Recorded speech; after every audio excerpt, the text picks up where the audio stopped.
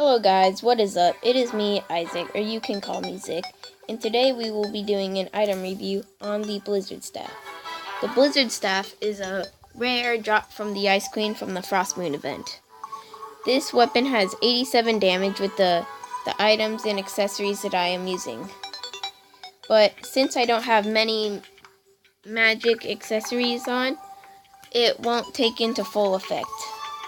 It would usually do more damage, but since I do not have most of the accessories, it's still okay, but it won't do as much as it would. And we shall test it against the King Slime right now.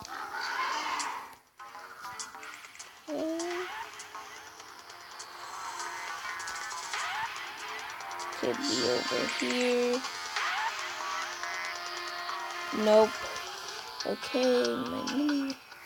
Okay, so he's just on to the left, and need to get him out,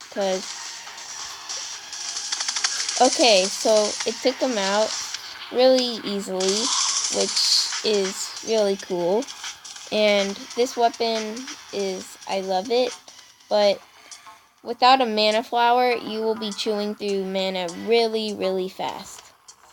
And hope you enjoyed this item review, and make sure to smack that like button and don't forget to subscribe.